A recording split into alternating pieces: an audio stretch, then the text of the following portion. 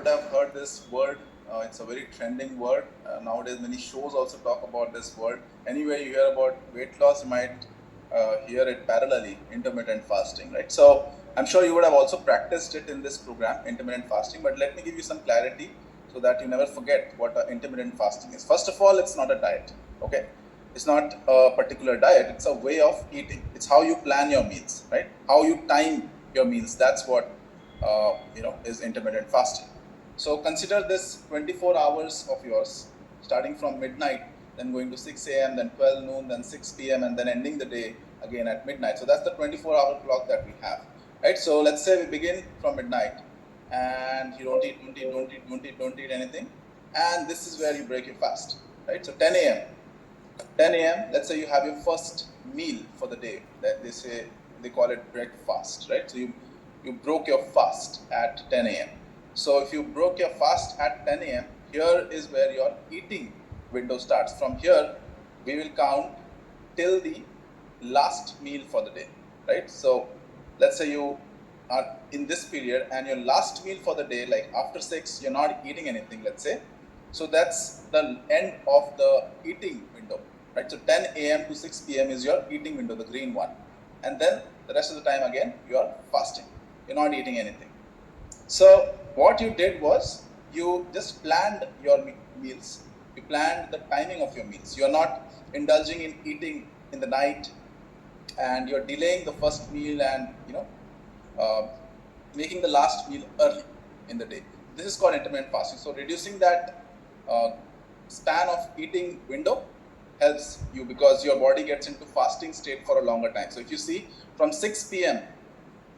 in the evening till 12 in the night, then again the next day till 10 in the morning, you are going in a fasted state. Your body is in a fasted state.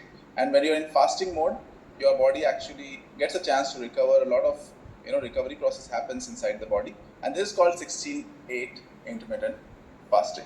So 16 hours of fasting and 8 hours of eating, right? So that's so we have different types of intermittent fasting. I'll explain you.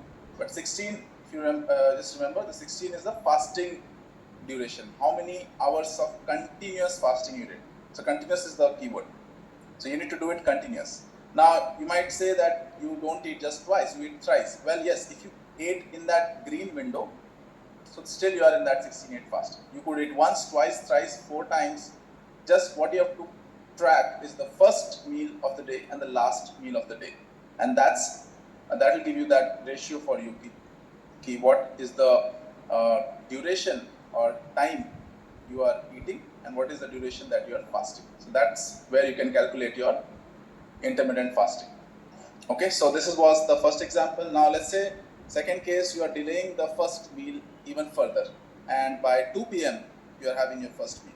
That's it. Okay, so 2 p.m. you had your first meal, and 2 to 6 is you chose to eat only in this period, and 6 p.m. you ended your meal for the day. So 6 to again back to the next day 2. So this is basically 24. You're fasting for 20 hours and 4 hours you're eating, right? You're allowed to eat only in that 4 hours. So when you're doing this, you are having a further higher or a longer duration of fasting that gives you better benefits than a lesser duration of fasting. So the idea is to go more into the fasting stage.